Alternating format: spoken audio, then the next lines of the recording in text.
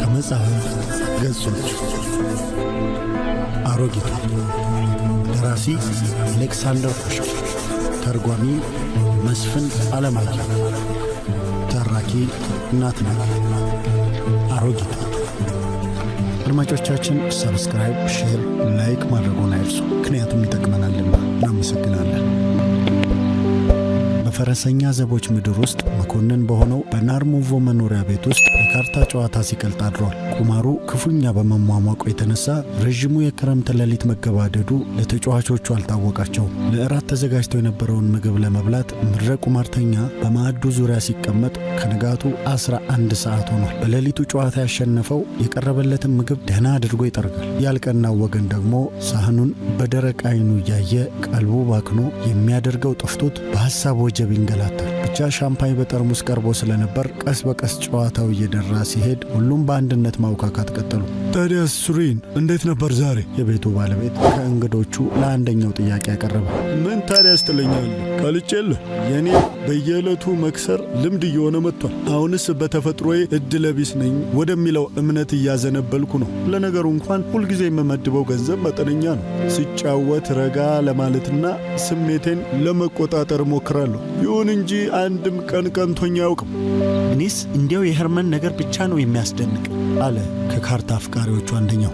የመሐንዲስ ሻለቃ ባልደረባ ወደ ሆነው አንድ ወጣት መኮንን በጣቱ እየጠቆመ፣ ይገርማችኋል፣ ሄርማንን ካወቅኩት ጊዜ ጀምሮ ቁማር ሲጫወት ቀርቶ ካርታ የሚባል በእጁ ሲነካ አይቼም አላውቅም። ሌሎቻችን ስንጫወት ከመመልከት በቀር በውድድሩ እንኳን ጣልቃ ይገባል። በማየት ከሆነ ግን ሌሊቱን ቢሆን ያነጋል። ሰዎች ካርታ ሲጫወቱ ማየት ያረካኛል አለ ሄርማን ቀበል አድርጎ። ነገር ግን የተትረፈረፈ ሀብት አገኛለሁ በሚል ተስፋ ለሕይወት አስፈላጊ የሆነ ነገር ለማጥፋት ስለማልሻ አልጫወትም። ነገሩ እንኳን ወዲህ ነው። ሄርማን ጀርመናዊ ስለሆነ ገንዘብ ለመቆጠብ ሲል ይመስለኛል የማይጫወተው አለ ቶምስኪ። በነገራችን ላይ አንድ ነገር ላጫውታችሁ። የካርታ ጉዳይ ሲነሳ ሁልጊዜ ግራ የሚገባኝ የሴት አያቴ የአና ፌዶሮቭና አስደናቂ ነገር ብቻ ነው ሲል ቀጠለ። እንዴት? ምኑ? በማለትና በአንድ ድምፅ በመጮህ እንግዶቹ የተደራረቡ ጥያቄዎችን አቀረቡለት። አያቴ የካርታ ጨዋታ የሚባል ነገር ለምን እንዳስጠላት እስከ ዛሬ በፍጹም ሊገባኝ አልቻለም አለ ቶምስኪ። እና ታዲያ ለአንተ ትልቅ ታሪክ የሆነው ምኑ ነው? የ80 ዓመት አሮጊት ተጫወቱ አልተጫወቱ ምንድን ነው የሚያስደንቀው? ናሩሞቮ ጥያቄውን አቀረበ። እውን እስከ ዛሬ ስለ ሴት አያቴ ምንም አይነት ታሪክ ሲነገር አልሰማህም ማለት ነው ሲል ቶምስኪ የጥርጣሬ ጥያቄውን ለናሩሞቮ አቀረበ።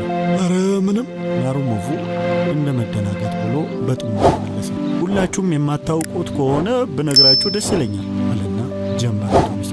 የዛሬ 60 ዓመት ገደማ ነው ይባላል። ሴት አያቴ ከባሏ ጋር ወደ ፓሪስ ትሄዳለች። በዚያን የወጣትነት ጊዜዋ በውበቷ ወደር የለሽ፣ በአለባበሷ ሽቅርቅር ነበረችና ፓሪስ እንደደረሰች አድናቂዎቿ ይበዛሉ።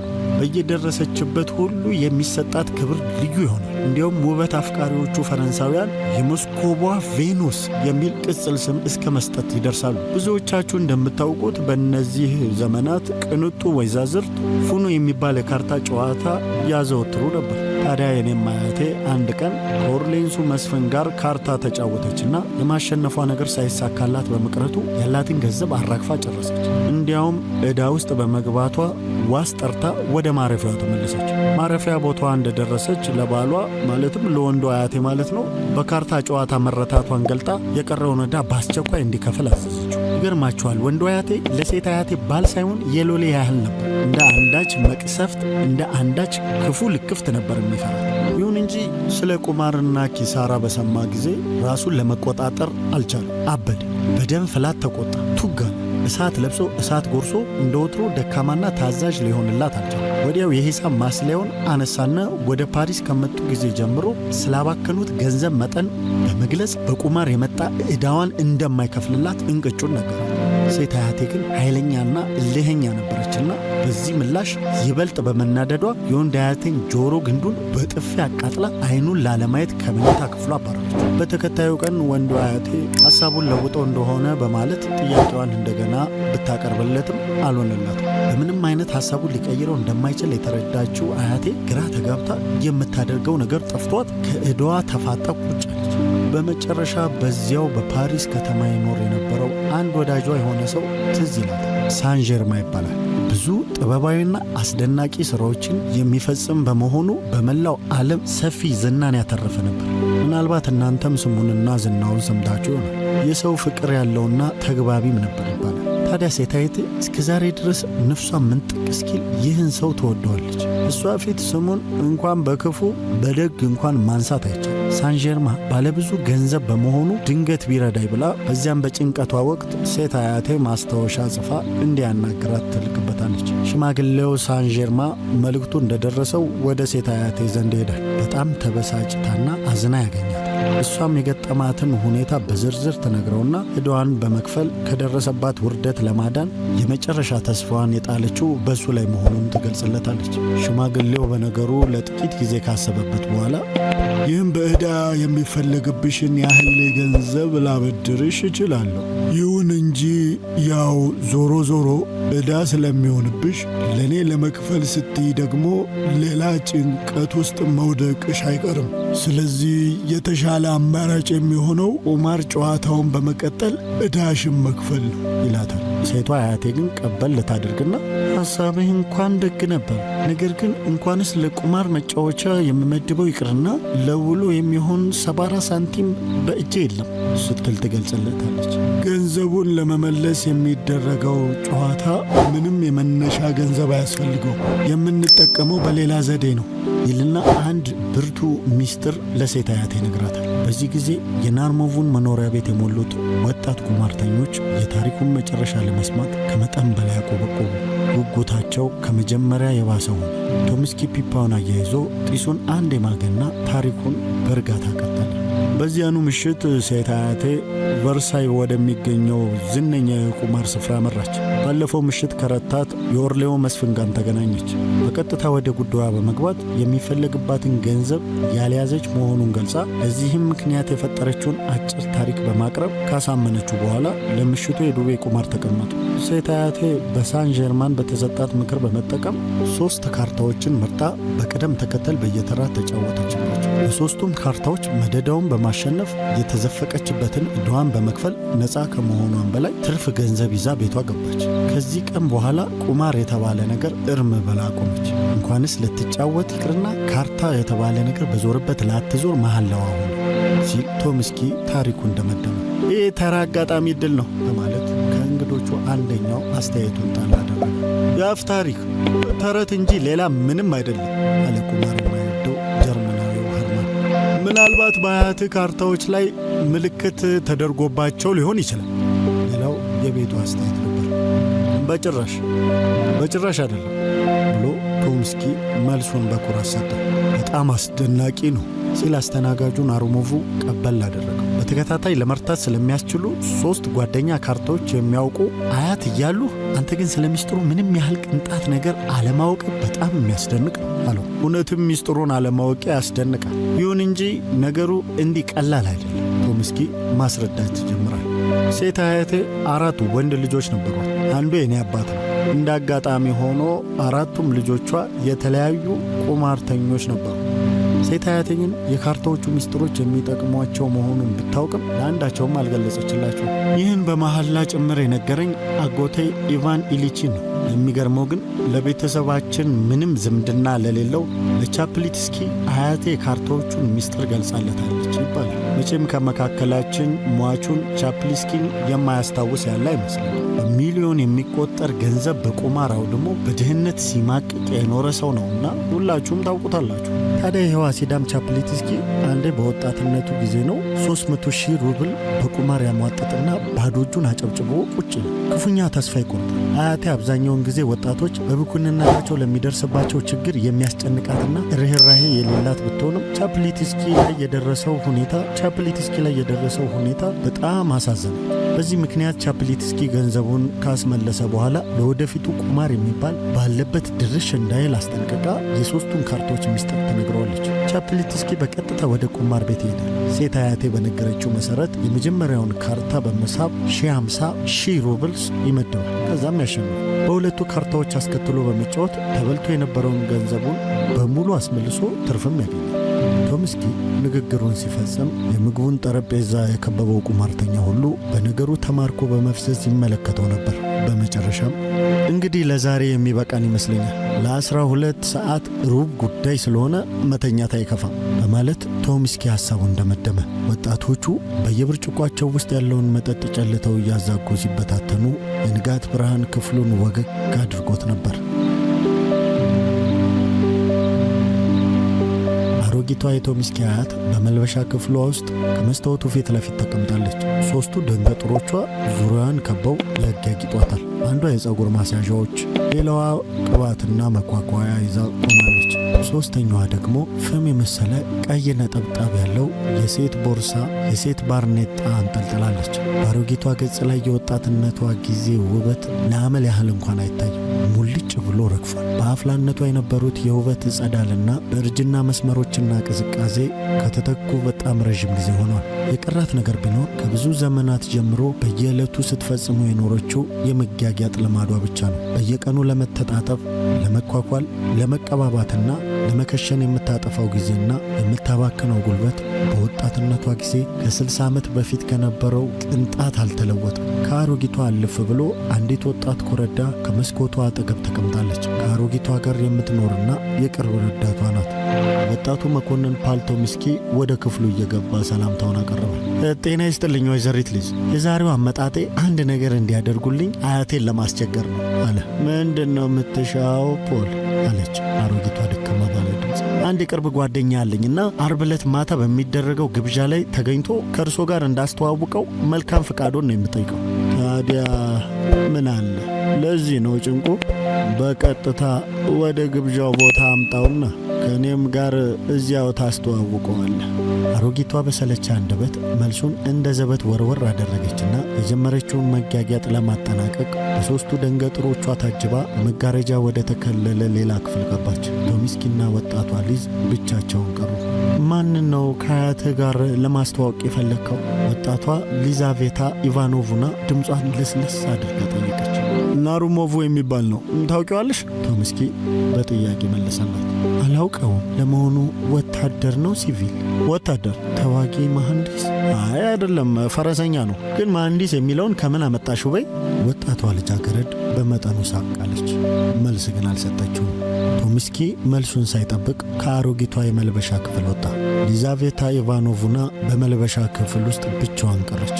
በእጇ የያዘችውን ጥልፍ ለጥቂት ጊዜ ስትተበትብ ቆየችና ድንገት ሳይታወቃት አይኖቿን ከስራዋ ላይ ነቅላ በሐሳብ ቅዝዝ በማለት በመስኮቱ በኩል ታስተውል ጀመር። ወዲያው አንድ ሎጋ መኮንን የመሐንዲስ ክፍል መለዮና የደንብ ልብሱን ለብሶ ባሻገር ከሚታየው ጎዳና ከአንደኛው ጥግ በኩል ብቅ አለ።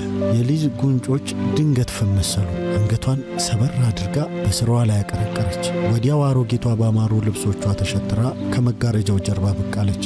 ሊዛቬታ፣ ለሽርሽር ወጣ ስለምል ሰረገላውን እንዲያቀርቡ ትእዛዝ ስጪ አለቻት። ሊዝ የምትሠራውን ጥልፍ ወደ ጎና ኖረችና ከተቀመጠችበት ተነስታ ዕቃዎቿን መሰብሰብ ጀመረች። ሊዛቬታ ኢቫኖቭና ከጥቂት ደቂቃዎች በፊት በመስኮት በኩል የተመለከተችው መልከቀና የተዋጊ መሐንዲስ መኮንን በየዕለቱ ከቤቱ ባሻገር መንገዱ ላይ እየተገተረ የአሮጊቷን መኖሪያ ማስተዋል ከጀመረ ብዙ ቀናት አልፈውታል። ሊዛ ይህን የደስደስ ያለው መኮንን በሌላ አጋጣሚና ቦታ ባታውቀውም በየዕለቱ ከቤታቸው ባሻገር ቆሞ አያሌ ሰዓታቶችን ባሳለፈ መጠን በእርሷም ላይ ልዩ ስሜት እያሳደረባት ሄደ። ከዚያ ጊዜ በፊት የማታውቀው አይነት ስሜት ስለ መኮንኑ ይሰማት ጀመር። ለብዙ ቀናት መኮንኑ ወደ ቤታቸው አካባቢ የሚመጣው ምክንያት ግልጽ ሳይሆንላት ቢቆይም በመጨረሻም የመኮንኑ አብይ ዓላማ እሷን መፈለግ እንደሆነ ከልቧ አመነችበት። አንድ ቀን ጠዋት መኮንኑ በተለመደው ቦታ እንደቆመ ሊዛ ለመጀመሪያ ጊዜ ሞቅ ያለ ፈገግታዋን ጋበዘች። ይህ በየቀኑ በአሮጊቷ መኖሪያ ላይ አፍጥጦ የሚውለው መኮንን ጀርመናዊው ኸርማን ነው። የካርታ ጨዋታ ደስ ቢለኝም እንኳን በቁማርነቱ ስለማልወደው ለመጫወት አልሻም የሚለው ኸርማን ቶምስኪ የአሮጊት አያቱን 3 ካርታዎች ታሪክ ከሰማበት ሌሊት ጀምሮ ስለ ካርታ ጨዋታ የነበረው አስተያየት ተለውጧል። እነዚህን 3 ካርታዎች ሚስጥር ለማወቅና ቢቻልም ሊጠቀሙባቸው የመፈለግ ስሜቱ ከዚያን ጊዜ ወዲህ ክፉኛ ተነሳስቷል። እኛ አሮጊት የካርታዎቹ ሚስጥር ቢነግሩኝ ምንኛ መልካም በሆነ ነበር አለ ኸርማን።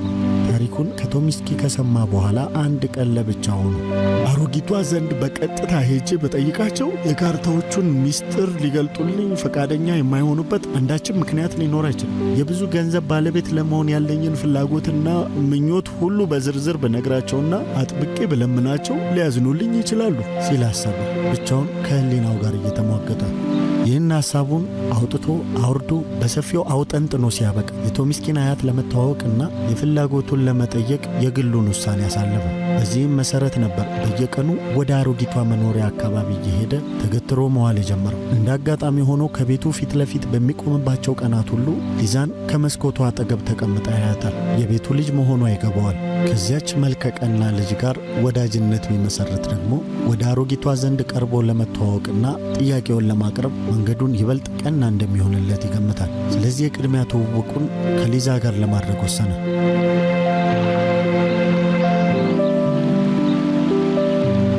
አንድ ቀን ሊዛና አሮጊቷ ለሽርሽር ወደ ውጭ ለመሄድ ወጥተው መንገድ ዳር በመቆም ሰረገላው እስኪመጣ ይጠብቃሉ። ሰረገላው ቀርቦ አሮጊቷ ቀድማ ወደ ሰረገላው ስትገባ ሊዛ ወደ ኋላ ቀረት ብላ ነበርና እጇ መዳፍ ውስጥ አንዲት ወረቀት ሸጎጥ ሲያደርግላት ተሰማት። ወረቀቱን በእጇ ውስጥ ያስቀመጠውን ሰው ለማየት ዞር ስትል ለብዙ ቀናት በመስኮት በኩል በሩቅ ስታየው የቆየችው ወጣት መኮንን አጠገቧ ቆሟል። ሊዛ የመሸበርም ሆነ የሌላ ስሜት ምልክት ሳታሳይ ወረቀቱን በእጇ ሹራብ ውስጥ ሻጥ አድርጋ ቀልጠፍ በማለት ወደ ሰረገላው ገባች። ከሽርሽሩ መልስ በኋላ ሊዛ በፍጥነት ወደ መኝታ ክፍሏ ገብታ የህርማንን ወረቀት አወጣች። መልእክቱን ለማወቅ ቸኩላ ነበርና የተጣጠፈውን ወረቀት በፍጥነት ዘርግታ ማንበብ ጀመረች።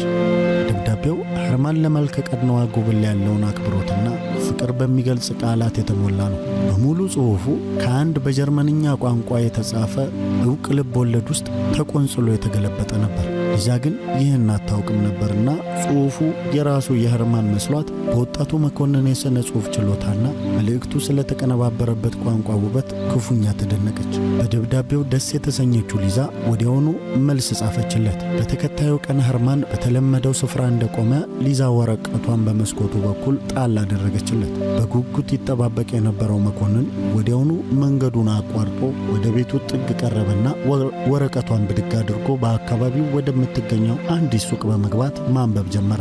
ከ3 ቀናት በኋላ ሌላ ደብዳቤ ለሊዛ ደረሳት።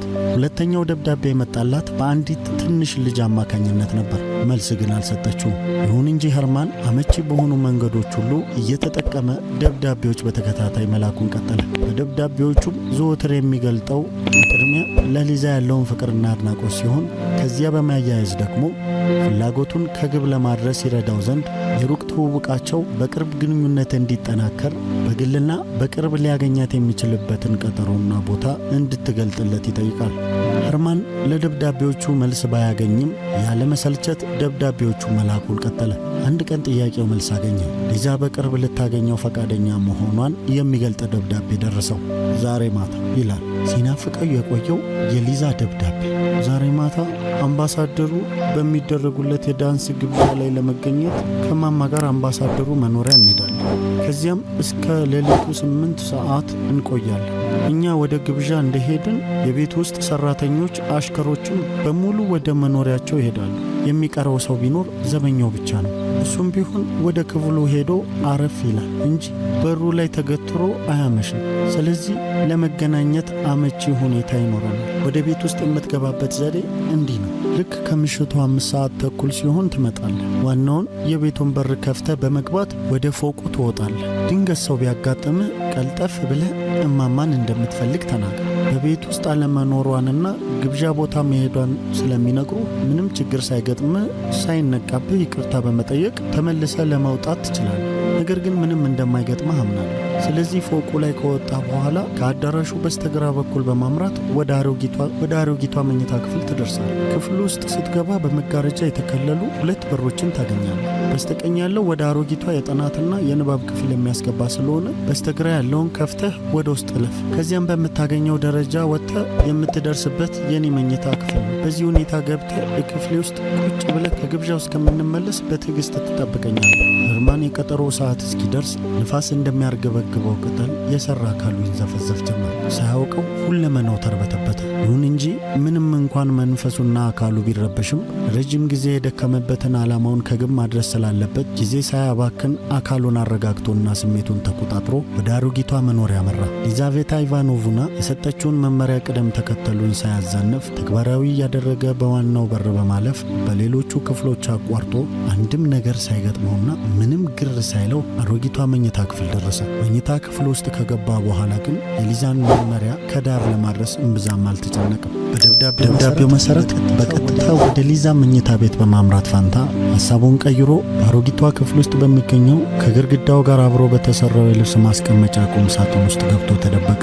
ሰዓቱ ቶሎ አልደርሳለው። ሄርማን ቁም ሳጥን ውስጥ ሆኖ የአሮጊቷን መምጣት በጉጉት ይጠባበቃል። በመጨረሻ አንድ ሰረገላ ወደ ቤቱ እየተቃረበ ሲመጣ ድምፅ ተሰማው። ብዙም ሳይቆይ መብራቶች ታዩት።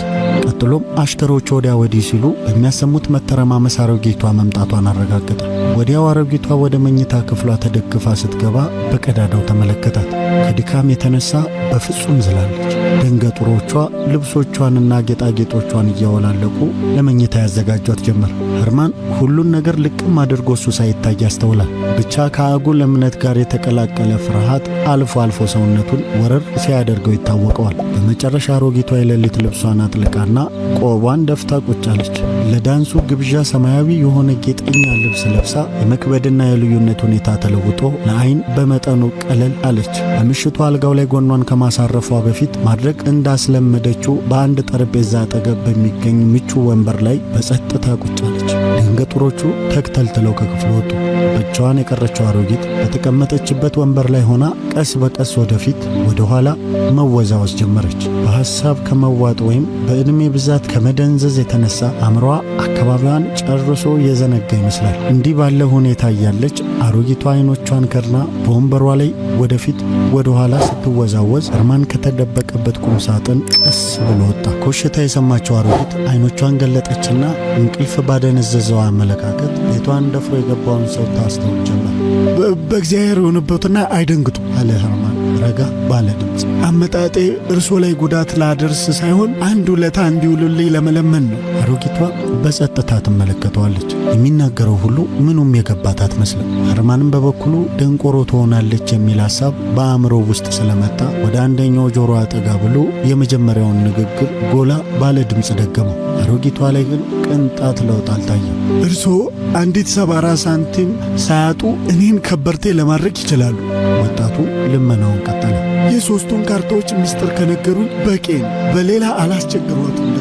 አሮጊቷ ለመናገር የፈለገች ይመስላል። በጥብቅ የተጋጠሙ ከናፍሯን ስታላቅቅ የተመለከተው ሄርማን የመጀመሪያውን ውትወታ ሳይጨርስ አንጠልጥሎት እውነታ ይምሰልህ፣ ሁሉም ነገር ፌዝ ነው። ከፈለክ በእግዚአብሔር ስም እምልልሃለሁ፣ የሰማኸው ነገር ሁሉ ፌዝ ነው፣ ቀልድ፣ ተረብ እንጂ ሌላ ምንም አይደለም የሚሉ ቃላት በእነዚያ የጠወለጉ ከንፈሮች አማካኝነት ለሄርማን ተላለፈለት። አይደለም፣ የሰማሁት ነገር ፌዝ አይደለም፣ ቀልድ፣ ተረብ አይደለም፣ በሙሉ እውነት ነው። ለምሳሌ ያህል ከብዙ ዓመታት በፊት ቻፕሊትስኪ የሚባል አንድ ብኩን ሰው በቁማር የተነሳ የተዘረፈበትን ዕዳውን በእርሶ እርዳታ መክፈሉ ትዝ አይሎትም አለ ሄርማን። ድንገት የአሮጊቷ ቀዝቃዛ ስሜት ተለዋወጠ። ለአንድ አፍታ ቦግ ያለው ውስጣዊ ስሜቷ በውጫዊ ገጽታዋ ላይ ተከሰተና የሞቀ ሕይወት የዘራች መሰለች። ግን ብዙ ሳይቆይ ወደ ቀድሞ ቅዝቃዜው ተመለሰች። የግዴለሽነት መንፈስ ጎልቶ ይታይባት ጀመር። ሄርማን ለጥቂት ጊዜ በዝምታ ከቆየ በኋላ ትዕግስት ባጣ ድንፋታ እነዚያ አዚመኛ ካርታዎች የትኞቹ እንደሆኑ ትነግርኛለሽ በማለት ጠየቀ።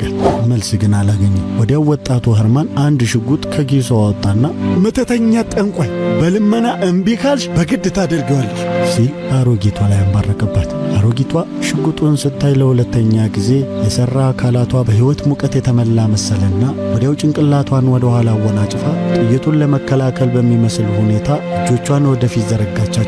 ወዲያው ደግሞ ሁለቱ እጆቿ ተዝለፍልፈው በግራና በቀኝ በኩል ቁልቁል ተንጠለጠሉ። በወንበሩ ላይ የተኮፈሰው አካሏ እንቅስቃሴ አልባ ሆኖ ጸጥ አለ። ምንም ቢያደርግ ምንም መልስ ባለማግኘቱ የተበሳጨው ሄርማን ጠጋልና ከማንገላታት በማይሻል ሁኔታ አንዱን ክንዷን ለቀም አድርጎ ማስፈራራቱን ሊቀጥል ሲል አሮጊቷ በደን መሆኗን ተመለከተ። ልብ ብሎ ሲያስተውል በድንጋጤ መሞቷን ተረዳ።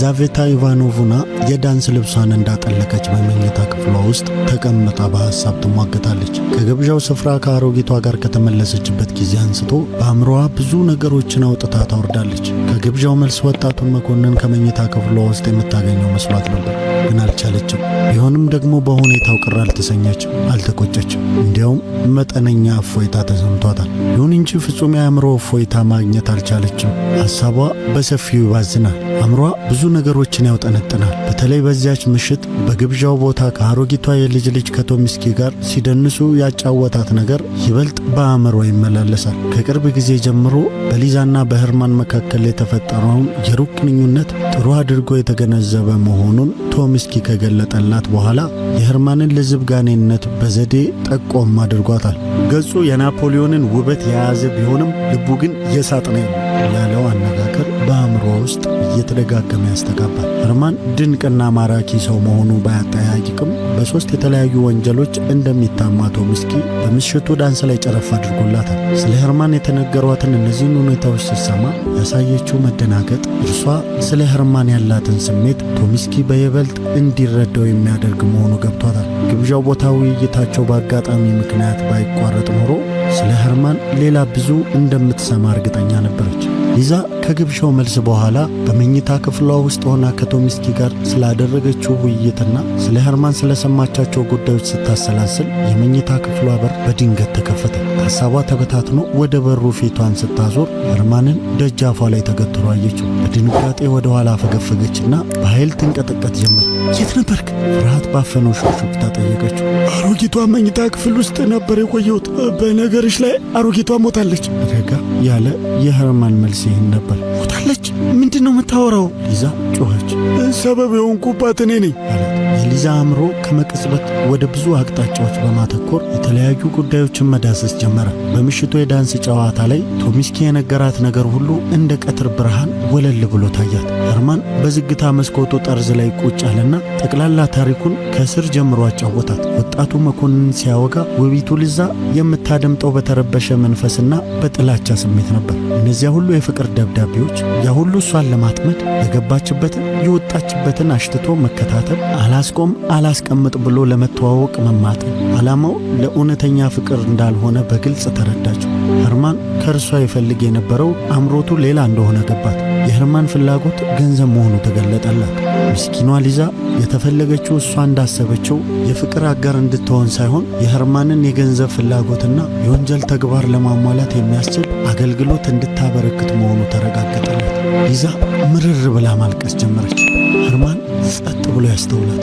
ይሁን እንጂ የእርሱንም ልብ አንዳች ነገር ሲያሰቃየው ይሰማዋል። ስቃዩም ያስከተለበት የሊዛ እንባ ወይም ሐዘን አይደለም። በአሮጊቷ መሞትም ቢሆን ቅንጣት ጸጸት አልተሰማውም። በዚያን ሰዓት የእሱ ልቦና የሚያብጠለጥለው ለህሊናው የሚታየው አንድ ነገር ብቻ ነበር። ለዕድሜው ሙሉ የሚበቃውንና የሚያዝናናውን ሀብት ለማግኘት የሚያስችሉትን ካርታዎች ሚስጥር ከአሮጊቷ ሳያገኝ መቅረቱ ነበር። አውሬ ነህ! ሊዛ እንባዋን ከዓይኖቿ ላይ እያደራረቀች ጮኸችበት። እመኝኝ ሊዛቬታ ኢቫኖቭና፣ አሮጊቷን ለመግደል ምንም ፍላጎት አልነበረኝም። ተመልከች፣ በሽጉጥ ውስጥ ጥይት እንኳን የለውም አላት። ለማንኛውም አሁን ከዚህ ቤት እንዴት ነው የምትወጣው? ሊዛ ጥያቄዋን በመጨነቅ አቀረበች። ሌሊቱ እየነጋ ነው። ትንሽ ከቆየ ሰው ያህል ወደ ሚስጥር መተላለፊያው በር የሚያደርሰው በአሮጊቷ መኝታ ክፍል አቋርጦ ነው። እኔ ደግሞ አስክሬኗ በተጋደመበት በኩል ለማለፍ ምንም ድፍረት የለኝ አለችው። ህርማን እንደ ልማዱ ረጋ ብሎ ግድ የለም አቅጣጫውን ንገርኝና አንቺን ሳላስቸግር እኔው መንገዱን አገኘዋለሁ አላት። ሊዛ የስውር መተላለፊያዎቹ አቅጣጫ በዝርዝር አስረድታ ማንም ሳያየው ወደ ዋናው ጎዳና የሚያስወጣውን የሚስጥር በር ቁልፍ ሰጠችው። ወጣቱ መኮንን የደም ዝውውሩ የተቋረጠበት ይመስል እንደ በረዶ የቀዘቀዘውን የሊዛን እጅ ጨበጠና ከክፍሉ ወጣ። የአሮጊቷ ሞት በአካባቢዋና በሚያውቃት ሰዎች ዘንድ እምብዛም መተረማመስና መደነጋገጥ አልፈጠረም። በጣም አርጅታ ስለነበር ሞቷ ለረጅም ጊዜ ሲጠበቅ ቆይቷል። ቀብሩ ከ3 ቀናት በኋላ ሲፈጸም ሄርማንም በሥነ ሥርዓቱ ላይ ለመገኘት ወደ ቤተ ክርስቲያኑ አመራ። ከሌሎቹ ለቀስተኞችና አጃቢዎች ሰልፍ ውስጥ ተቀላቀለና ክዳኑ በተከፈተ የሬሳ ሳጥን ውስጥ በጀርባው የተንጋለለውን የአሮጊቷን አስክሬን ለመጨረሻ ጊዜ ለመሰናበት ተራውን ይጠብቅ ጀመር። ተራው ሲደርስ ጠጋ ብሎ በሳጥኑ አጠገብ ተንበረከከና የአሮጊቷን የገረጣ ገጽ ይመለከት ጀመር። ወዲያው ፊቱ ተለዋወጠና መብረቅ የመታው ያህል ክዋል። ያጋጠመው ሁኔታ ልዩና እንግዳ ነበር። ሄርማን ተንበርክኮ አስክሬኑን ሲመለከት ሟቿ አሮጊት በማሾፍ መልክ አይኗን ከፈታ አርጋ ጠቀሰችው። ድንጋጤ የደነበረው ሄርማን ከተንበረከከበት ተነስቶ ሊሄድ ሲል አንዱ ደረጃ አደናቀፈውና ወለሉ ላይ ተዘረረ። ዙሪያውን የነበሩት ሰዎች አፋፍሰው አነሱት። በዚያው ቅጽበት ሊዛቬታ ኢቫኖቭናም ሊኗን ስታ በመውደቅ ሐዘንተኞች የወሳንሳ ይዘው ከቤተ ክርስቲያኑ አወጧት። በዚያን ቀን ሄርማን እንደቀፈፈውና እንደተረበሸው አለ። የወትሮ ረጋ ያለው መንፈሱና ስሜቱ ሊመለስለት አልቻለም። ሰላም ሸሻው። ላይን ያዝ ሲያደርግ ከአንዲት ሰዋራ ሆቴል ገብቶ ራቱን ከቀማመሰ በኋላ አእምሮውን ለማሳረፍ ሲል ቪኖ ሲቀመቅም አመሸ። ወደ ቤቱ ሲመለስ ጥንብዝ ብሎ ሰክሮ ነበርና እንዴት እንደገባም አልታወቀው። ብቻ ከነ ልብሱ በአልጋው ሙሉ ተዘረረ። ደረቅ ሌሊት ላይ ከእንቅልፉ ባኖ ነቃ። የጨረቋ ብርሃን ወደ መኝታ ክፍሏ በመግባቱ በውስጡ የሚገኘው ነገር ሁሉ ድብዝዝ ብሎ ይታያል። አንድ ሰው በመስኮቱ በኩል ለቅጽበት ተመለከተውና እልም ብሎ ጠፋ። ሄርማን ነገር ይማላለው። ወዲያው ወደ ቤቱ የሚያስገባው ዋና በር ሲከፈት ሰማው። አሽከሩ እንደ ልማዱ ሲሰክር ካመሸበት መመለሱ መስሎት ነበር። በኋላ ወደ ቤት ውስጥ የገባውን ሰው አረማመድ ሲያዳምጥ ግን የሚያውቀውና የለመደው የአሽከሩ እርምጃ ለመሆኑን አረጋገጠ። የቀላል የነጠላ ጫማ ድምፅ ወደ ጆሮ እየቀረበ መጣ። የመኝታ ክፍሉ በር ተከፈተና ነጭ ልብስ ያጠለቀች ሴት ገባች። ሴትየዋ ወደ አልጋው ስትቀርብ ማን እንደሆነች ሄርማን ወዲያው አወቀ። ሟቿ አሮጊት ነበረች። ሄርማን ክው ብሎ ቀረ። አንተ ዘንድ የመጣሁት ያለ ፍላጎቴ ነው አለች አሮጊቷ ፈጠን ባለ አነጋገር።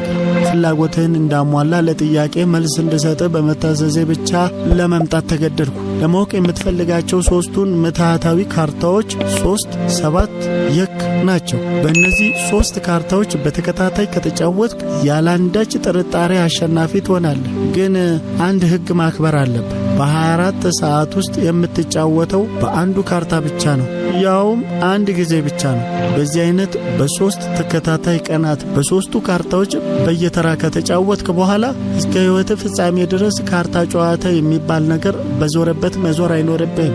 የአሮጊቷ መንፈስ ይህንን ተናግሮ በመጣበት ተመለሰ። የውጭ በር ሲዘጋ የሰማው ሄርማን ወደ መስኮቱ ዞር ሲል ያው የአሮጊቷ መንፈስ ውል ብሎ ሲያልፍ ታየው። ዞረበት፣ ተማታበት። በመጨረሻ እንደምንም ተግተርትሮ ከአልጋው ተነሳና ወደ እንግዳ መቀበያ ክፍሉ ሄደ። በሩ ዝግ ነው። በስካር እንቅልፍ ድብን ብሎ ከሚያኮራፈው አሽከሩና ከራሱ በቀር አንድም ሰው በቤቱ ውስጥ የለም። ወደ አልጋው ተመለሰና ሻማውን አብርቶ ስላየውና ስለሰማው በማስታወሻ ደብተሩ ላይ መጻፍ ጀመረ። በቁሳዊ ዓለም ውስጥ 2 የተለያዩ አካላት አንድን ነገር በአንድ ጊዜ ለመያዝ እንደሚያስችሉ ሁሉ 2 የተለያዩ ሐሳቦችም በአንድ ጊዜ በአእምሮአችን ውስጥ ተመሳሳይ ስፍራን ለመያዝ አይችሉም። በመሆኑም የወጣቱን መኮንን አእምሮ ሲያስጨንቁት የነበሩት የሟቿ አሮጊት ጉዳይና ሌሎች ሐሳቦች የተያያዙትን ስፍራ ለአዲስ ሐሳብ ለቀቁ። 3፣ 7 የክ። እነዚህ ቁጥሮች በሄርማን አእምሮ ነገሱ። ጠዋት፣ ቀን፣ ማታ በቁሙ የሚታዩት እነዚህ ቁጥሮቹ ብቻ ናቸው። ሌሊት ተኝቶ በህልሙ በቅዠቱ የሚፈራረቁበት 3፣ 7 የክ ብቻ ናቸው። አንዴ እንደ አበባ አይኑ ስር ይፈነዳሉ። አንዴ በህብረ ቀለም አሸብርቀው በወርቀ ዘቦ አጊጠው ሲንቦገቦጉ ይታዩታል። የዚህና የሌላው 2 ቅዠት ማሰሪያና ማጠናከሪያ ግን አንድና ዋና ምኞቱ ነበር። በእነዚህ ቁጥሮች አማካኝነት የብዙ ገንዘብ ባለቤት መሆን፣ በ3ቱ ቁጥሮች ቁማር ተጫውቶ ማሸነፍ፣ ከዛ መክበር።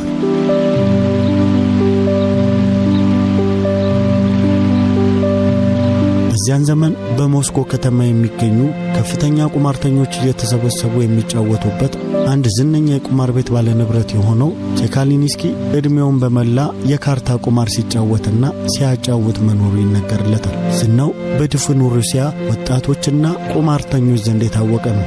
የአሮጊቷ መንፈስ ሄርማንን ከጎበኘ በኋላ ጥቂት ቀናት ቆይቶ ዝነኛው ቼካሊንስኪ ወደ ፒተርስበርግ ይመጣል። የከተማው ወጣት መዋያና ማደሪያ የቼካሊንስኪ ቤት ሆነ። በረቺዎችና በተረጂዎች መካከል የሚዘዋወረው ገንዘብ መጠን ከዕለት ወደ ዕለት እየጨመረ ሄደ። በእንግዳ ተቀባይነቱ፣ በሰፊ የቁማር ልምዱ፣ በደግነቱ፣ በጥልቅ የቁማር ጥበብ፣ በጠባየ ሸጋነቱ የታወቀው ቼካሊንስኪ ፒተርስበርግን ከመልቀቁ በፊት እንዳያመልጠው በማለት የከተማው ቁማርተኛ ውሎና አዳር በቼካሊንስኪ ቤት ሆነ። ቼካሊንስኪ ፒተርስበርግ ከገባ በኋላ ጥቂት ቀናት እንዳለፉት የካርታ ጨዋታ ሱሰኛ የሆነው ናሩሞቭ ጓደኛውን ኸርማንን ጋብዞ ወደ ዝነኛው ቁማርተኛ ቤት ወሰደው። ሁለቱ መኮንኖች ወደ ቁማሩ ቤት ሲደርሱ ያንዳንዱ ክፍል ጢም ብሎ ሞልቷል። ታላላቅ የመንግሥት ሹማምንት ካርታዎቻቸውን አይኖቻቸው ስር ዘርግተው ይጫወታሉ። ወጣቶቹ በየሶፋው ተንጋለው ያጨሳሉ፣ ይጠጣሉ። በትልቁ የቁማር አዳራሽ ደግሞ 20 የሚሆኑ ሰዎች በከበቡት የግብር ጠረጴዛ ላይ ዋናው ቁማር ይቀልጣል። በአንድ ወገን ካርታ ይቦጎዛል፣ በየሰው ፊት ይጣላል። የገንዘብ ዘር በሌላው ወገን ተከምሯል። ቼካሊንስኪ የዝነኛው ቡድን መሪ አጫዋች ነበር። ዕድሜው ወደ 60 የተጠጋ ግራጫ ጠጉር ያለው የሚከበር አይነት ሰው ነው። ፍም በሚመስለው ፊቱ ላይ ቀልደኛና ተጫዋች የሆነው ባህሪው ጎልቶ ይነበባል። ዘወትር ብርሃን ከማይለየው አንጸባራቂ አይኖቹ ዝቅ ብሎ የማያቋርጥ ፈገግታ በከንፈሮቹ ዙሪያ ይታያል። ናሩሞቭ ኸርማንን ከቼካሊንስኪ ጋር አስተዋወቀው። ዝነኛው ቁማርተኛ ሞቅ ባለ መንፈስ የኸርማንን እጅ ጨብጦ በቤት ውስጥ እንዳሻው ከመሆንና ከመዝናናት እንዳይቆጠብ ካበረታታው በኋላ የካርታ ጨዋታውን ወደ መምራቱ ተመለሰ። የተጀመረው ጨዋታ ሲያበቃ ካርታዎቹ ተበወዙና ሌላ አዲስ ዙር ተጀመረ። እኔም ካርታ እንድስብ ቢፈቀድልኝ አለ የመጀመሪያውን ጨዋታ ሲመለከት የቆየው ኸርማን በአንድ ወፍራም ቁማርተኛ አዛውንት አናት ላይ እጁን ዘርግቶ። አጫዋቾቹ እጅ በመንሳት በአዎንታዊ መልስ ሰጡት። ለብዙ ጊዜ የጠበቀው ዕለት መድረሱን የተረዳው ኸርማን አንድ ካርታ ለብቻ አይቶ ሳበና የሚመድበውን ገንዘብ መጠን በመጻፊያው ሰሌዳ ላይ በጠመኔ ጫር ጫር አደረገ። ይቅርታ ጌታዬ፣ የጻፍከው ቁጥሮች በደንብ ስላልታዩልኝ የመደቡት ምን ያህል እንደሆነ ቢገልጡልኝ አለ አጫዋቹ በትህትና። 47,000 ሩብልስ አለ ኸርማን በቀዝቃዛ ሁኔታ። በአዳራሹ ውስጥ የነበሩ አይኖች በሙሉ ወደ እርሱ አፈጠጡ። ይህ ሰው አብዷል መሰለኝ አለ ጓደኛው ናሩሞቭ በሐሳብ። ይቅርታ ጌታዬ፣ የመደቡት ገንዘብ በጣም የበዛ ይመስለኛል። በዚያ አካባቢ በአንድ ጨዋታ ይህን ያህል ገንዘብ ተመድቦ አያውቅም አለ ቼካሊንስኪ ያን ዘላለማዊ የሚመስል ፈገግታ እያሳየ። እና ቢበዛስ? ዋናው ቁም ነገር በዚህ መደብ ለመጫወት ትፈልጋላችሁ አትፈልጉ የሚለው ጥያቄ ነው። ኸርማን ጥቂት በስጨት ብሎ መለሰ። ነገሩስ ማለፊያ ነው አለ ቼካሊንስኪ ቀበል አለ። ይሁን እንጂ በዚህ መደብ መጫወት ካስፈለገ ለመተማመን እንዲረዳንና የኋላ ጭቅጭቅን ለማስወገድ እንዲመች የመደቡን መጠን በጽሑፍ ከመግለጽ ይልቅ ጥሬ ገንዘብ ጠረጴዛው ላይ ማድረጉ የሚሻል ይመስለኛል። ኸርማን የባንክ ቼክ አወጣና ለቼካሊንስኪ ሰጠው። ቼኩን አገላብጦ ከመረመረ በኋላ ኸርማን በሳበው ካርታ ላይ አስቀመጠው። ተስማሙ። የመጀመሪያው ካርታ በስተቀኝ በኩል ሲጣል 9 ሆነ። ሁለተኛው ካርታ በስተግራ በኩል ሲጣል 3 ቁጥር ወጣ። 3 አልባብ ወጥቷል። ቁጥሩ የኔ ነው። ኸርማን የሳበውን ካርታ ሲገለብጠው 3 መሆኑ ተረጋገጠ። አዳራሹን የሞላው ሰው አንድ የተተራመሰ ሁሉ ያልጎመጉም ጀመረ። በድንጋጤ የተመታው ቼካሊንስኪ ለአንዲት ሰኮንድ ያህል ፊቱ የሞት ያህል ተከፋና እንደገና የተለመደ ፈገግታውን ለበሰ። ያለአንዳች ጭቅጭቅ 47,000 ሩብልስ ለኸርማን ቆጥሮ አስረከበው። ኸርማን አንዲት ብርጭቆ የሎሚ ጭማቂ ጠጣና በፍጥነት ከአዳራሹ ወጣ። በሁኔታው የተደነቀው ጓደኛው ናሩሞቭም በቆመበት ፈዞ ቀረ። በተከታዩ ዕለት ምሽት ኸርማን ወደ ቁማር ቤት አመራ። ጨዋታው ደርቶ ቼካሊንስኪ ያስተናግዳል፣ ያጫውታል፣ ይበላል፣ ያስበላል። ኸርማን ወደ መጫወቻው ጠረጴዛ ተጠግቶ ሲቆም ጠረጴዛውን የከበበው ተጫዋች በሙሉ መንገድና ቦታ ለቀቀለት። አስተናጋጁ ቼካሊንስኪ ሞቅ ባለ ስሜት ተቀበለው። የተጀመረው ጨዋታ አብቅቶ አዲስ ጨዋታ ሲጀምር ኸርማን የሚፈልገውን አንድ ካርታ ሳበና 94,000 ሩብልስ በጥሬ ገንዘብ መደበ። ግማሹ የቀድሞ ንብረቱ፣ ግማሹ ደግሞ ባለፈው ምሽት ያሸነፈው ተዳምሮ መሆኑ ነው። ቼካሊንስኪ ካርታውን በወዘውና አንድ በስተቀኝ ለራሱ ጣለ። ሼባ ወጣ። አንድ ካርታ በስተግራ ለኸርማን ሲመታ 7 ቁጥር ሲሆን ኸርማን የሳበውን ካርታ ለሁሉም አሳየ። 7 ነው። አሁንም አሸነፈ። በአዳራሽ ውስጥ ያልደነገጠ ያልተገረመ ወይም ሁኔታውን ለራሱ ያልተመኘ አልነበረም። ቼካሊንስኪ በሕይወቱ ሙሉ በተለይም በቁማር ጨዋታ ላይ ከተሰማራበት ጊዜ አንስቶ ታይቶ በማይታወቅ ሁኔታ ተረበሸ። ነገር ግን ምንም የሚያደርገው ነገር ስላልነበረ 94,000 ሩብልሱን ቆጥሮ አንዳችም የመደነቅ ምልክት ለማይታይበት ለኸርማን አስረከበው። ወጣቱ መኮንን በ180,000 ሩብል ኪሱን አሳብጦ ወጣ። በሚቀጥለው ምሽት ኸርማን እንደ ሁለቱ ቀን ልማዱ ሰዓቱን ጠብቆ በሕይወት ውስጥ የመጨረሻዋንና ወሳኝ ለሆነው ጨዋታ በቁማሩ ቤት ተገኘ። ምድረ ቁማርተኛ ይህን ጉደኛ የተባለ ሰው አቆብቁቦ ይጠባበቀዋል። ባለፉት 2 ምሽቶች የተፈጸመውን ልዩ የሆነ የቁማር ታሪክ ሰምተው ነገር ግን የዓይን ምስክር ለመሆን ባለመብቃታቸው የተቆጩ ሌሎች ሰዎች ተጨምረዋል። ታላላቅ የመንግሥት ሹማምንት የተለመደውን ረጋ ያለ ጨዋታቸውን ትተው በሰፊው የተወራለትን የኸርማንን ያልተለመደ አይነት ጨዋታ ለመመልከት በጠረጴዛው አካባቢ ቆመዋል። በየጥጋቱ ተበታትነው የነበሩት ወጣት መኮንኖችም አመቺ ቦታ ይዘዋል። በቁማሩ ቤት ውስጥ አገልግሎት የሚሰጡ ወንድ አሳላፊዎች በሙሉ ሥራቸውን እየጣሉ ተመልካች ሆነዋል። ኸርማን ወደ ትልቁ ጠረጴዛ እንደደረሰ ለመጫወት ዝግጁ መሆኑን ገለጸ። ፊቱ ያለ ወትሮ ቢገረጣም እንኳን የሞቱን ፈገግታ ለማሳየት የሚሞክረው ቼካሊንስኪ አዲስ ፓኮ ከፍቶ ያወጣቸውን ካርታዎች በጥንቃቄ በጥበብ ፈወዛቸው። ኸርማን ካርታዎቹን ቆረጠና የሚጫወትበትን አንድ ካርታ ከሳበ በኋላ በቁጥሩ በኩል ጠረጴዛው ላይ ደፋው። በላዩ ላይ 188,000 ሩብልስ ጫነበት። የምሽቱ መደብ መሆኑ ነው። ኸርማን በዓለም ላይ ያለውን ጠቅላላ ንብረቱን መደበ። ቼካሊንስኪም ተመጣጣኝ ገንዘብ ሲመድብ የምሽቱ ጨዋታ የሚካሄደው በ376,000 ሩብልስ ላይ ሆነ። በዚያን ጊዜ ሁለቱን ሰዎች ለሚያዩአቸው ሁሉ ለመቆመር ሳይሆን ለተኩሱ ለመፋለም የተፋጠጡ መሰሉ። በቤቱ ውስጥ የመቃብር አይነት ጸጥታ ነገሰ። ቼካሊንስኪ በሚንቀጠቀጥ እጁ ጨዋታውን ጀመረ። የመጀመሪያውን ካርታ በስተቀኝ በኩል ሲጥል ንግሥት ባለጦር ብቅ አለች። ሁለተኛው ካርታ በስተግራ ሲመታ የክ ወጣ። አልባብ ወጥቶልኛል፣ የክ ይባላል አለ ኸርማን የሳበውን ካርታ ከጠረጴዛው ላይ አንስቶ ለሕዝቡ እያሳየ። ንግሥትን ገድያታለሁ አለው ቼካሊንስኪ ረጋ ባለ አኳኋን። ኸርማን እጢው ዱብ አለ። ፊቱን የሞላው ደም ከቅጽበት ቁልቁል ወርዶ ገጹ ነጭ ሆነበት። ቀስ ብሎ አንዴ ጠረጴዛው ላይ ያሉትን ካርታዎች፣ አንዴ ደግሞ በእጁ የያዘውን ካርታ በየተራ ተመለከታቸው። አይኖቹን ለማመን አልቻለም። በጨዋታው መጀመሪያ ላይ የሳበው ካርታ የክ መስሎት ነበር። አሁን እንደሚያየው ግን የእርሱ ካርታ ንግሥት ባለጦር ናት። ንግሥት ደግሞ ለቼካሊንስኪ ገብታለታለች። በዓለም ላይ ያለው ንብረቱ እንዳለ የቼካሊንስኪ ሆኖ በሁለቱ ቀናት ዕድሜ ክፉኛ በልጽጎ በአጭር ቅጽበት የደረየው ኸርማን እንዲህ ያለ ጥፋት፣ ይህን መሳይ ስህተት እንዴት ሊፈጽም እንደቻለ አልገባሃለሁ። ተማታበት። ናላው ዞሮ አእምሮ ተበጥብጦ በሁኔታው ግራ ተጋብቶ ድንዝዝ ብሎ የተረታበትን የሴት ምስል ያለበትን ካርታ ትክ ብሎ ሲያስተውል ድንገት ካርታው ላይ ያለችዋ ሴት እየሳቀች ስታሾፍበትና በአንድ አይኗ ስትጠቅሰው ያየ መሰለው። ከዚህ ቀደም በአይኗ ጠቅሳ ያሾፈችበት አሮጊት መልክ ትዝ አለው። በቤተ መቅደስ ውስጥ ተጋድሞ የነበረው የአሮጊቷ አስክሬን ለመሰናበት በተጠጋ ጊዜ ያጋጠመው ሁኔታ ድቅን አለበት። በካርታው ላይ ያለው ምስልና ያ ትዝ ያለው መልክ ደግሞ ፍጹም አንድ ሆነው ታዩት። አሮጊቷ በማለት በጭንቀትና በፍርሃት በተዋጠ ድምፅ ሳያውቀው ጮኸ። ቼካሊንስኪ ያሸነፈውን 376,000 ሩብልስ ሰበሰበ። ኸርማን ያለ አንዳች እንቅስቃሴ እንደ ዕቃ ተገትሮ ለረዥም ጊዜ ቆየ። በመጨረሻም ከቤቱ ለመውጣት የቁም በድኑ እርምጃ ሲጀምር በምሽቱ በታየው ጨዋታ ተደንቀው ጉድ የሚሉት ተመልካቾች መንገዱን በፍጥነት ለቀቁለት። ወዲያው ካርታዎቹ ለሌላ ዙር ጨዋታ ተበወዙ።